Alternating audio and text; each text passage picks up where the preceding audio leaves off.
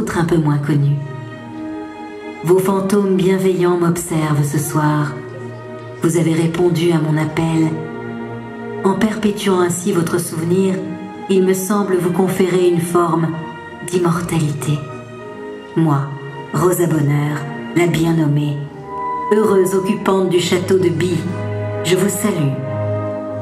Je vous imagine si souvent lorsque je travaille à mes toiles, dans cet atelier, vous qui avez aimé, vécu, souffert, créé tour à tour à l'ombre de ces murs, dans cette demeure baignée de lumière du matin jusqu'au soir.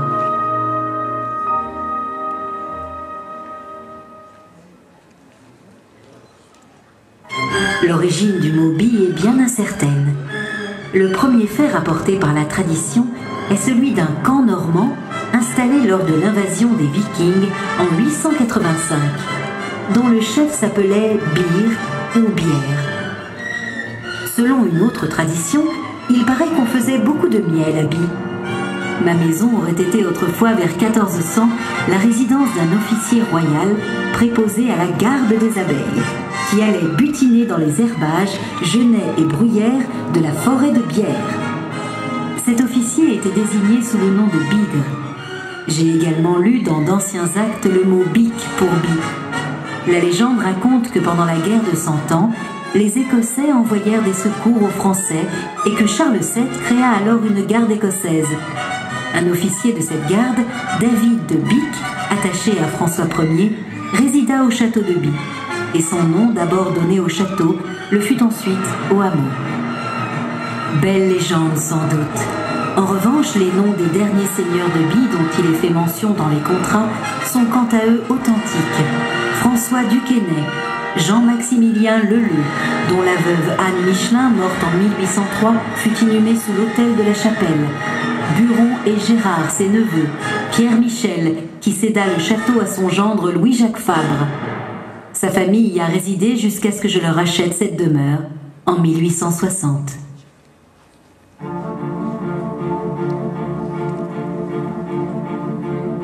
Rosa Bonheur est née en 1822 à Bordeaux. Elle rejoint Paris avec sa famille à l'âge de 7 ans. Élève de son père Raymond Bonheur, Rosa se passionne pour la peinture et pour la représentation animalière exclusivement. Elle est admise à son premier salon de Paris à l'âge de 19 ans et reçoit 7 ans plus tard, en 1848, la médaille d'or pour une série de tableaux qui concrétise son travail. L'État français lui commande alors une œuvre importante, le Labourage Nivernais, tableau aujourd'hui exposé au musée d'Orsay. En 1853, elle présente le Marché aux chevaux, actuellement au Metropolitan Museum de New York. Rapidement, elle acquiert une réputation internationale et les commandes affluent. Elle choisit alors d'abandonner la vie parisienne trop turbulente à son goût et s'installe à By en 1860 avec son amie Nathalie Micasse. En 1865, elle reçoit ici même, dans son atelier, la croix de la Légion d'honneur des mains de l'impératrice Eugénie. Elle est la première femme peintre à la recevoir pour fait d'artiste et en est très fière. Lorsque survient la guerre de 1870, elle soutient les habitants par des dons de nourriture. La paix revenue, elle se remet à peindre et étudie notamment les grands félins. En 1889, Nathalie Micasse disparaît. C'est aussi l'année de l'exposition universelle de Paris, où Rosa Bonheur rencontre le colonel William Cody, dit Buffalo Bill, qui serait venu lui rendre visite à By. En parallèle, elle entre en relation avec une jeune américaine, Anna Klumke, qui deviendra son amie. Peintre elle-même, celle-ci réalise un portrait de Rosa Bonheur, encore exposé dans son atelier, et commence une biographie de l'artiste à sa demande. Sous son influence, Rosa Bonheur se représente au Salon de Paris en 1899 et reçoit une médaille d'honneur qu'elle refusera dans un sursaut d'orgueil, juste avant de disparaître en pleine gloire en mai 1899. Elle nous laisse aujourd'hui le souvenir d'une personnalité hors du commun. La femme peintre l'a emportée sur le peintre femme.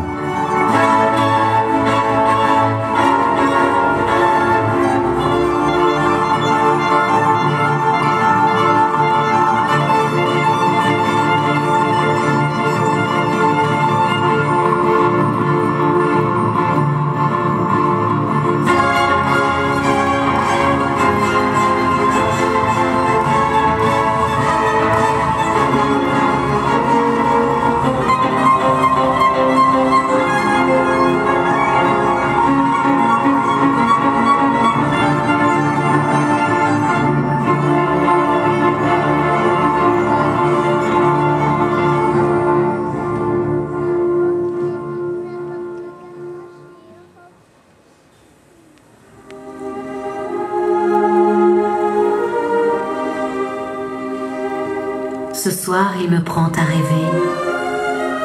Dans 150 ans, des Thomrions et d'autres venus d'ici et d'ailleurs viendront peut-être s'imprégner de nos âmes et de nos traces, reliant les unes aux autres toutes ces générations d'hommes et de femmes qui ont fait de cette maison et de ce village une terre chérie, déroulant ensemble un fil d'Ariane, les reliant au labyrinthe de nos vies. Les forces me manquent ce soir, la lumière décline. Oh, regarde Anna, elle s'éteint doucement sur Bille, sur mes toiles, sur notre belle maison. Bientôt je partirai.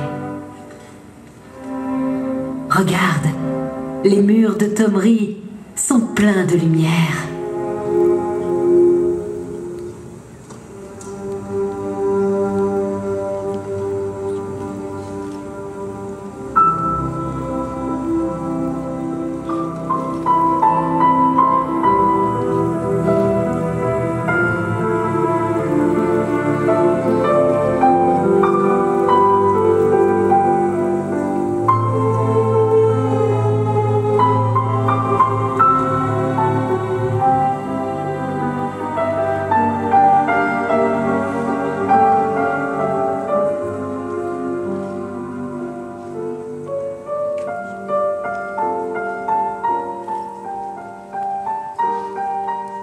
Célestine de Vintimille, châtelaine des pressoirs du roi, en face de Thomry.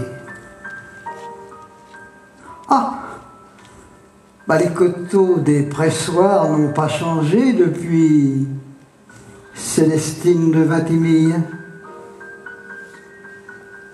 C'est toujours la forêt, la terrasse, le puits et l'exacte et longue charmille.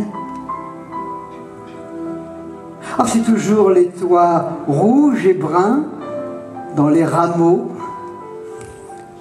la scène de moire couverte, et cet air forestier si doux qu'il n'est de mots qui puissent en dire la paix verte. Ah, c'est la guette qui hausse son regard sur les bois pour surveiller au loin les plaines, et Thomry, serrant ses maisons d'autrefois dans les soirs aux molles haleines. Ah. Tant d'autres avant moi chérirent ce pays que nous croyons nôtre. Bientôt, mes yeux ne verront plus ces vieux logis, la Seine, la forêt et ses pampres rougis. Et ce sera le tour d'un autre.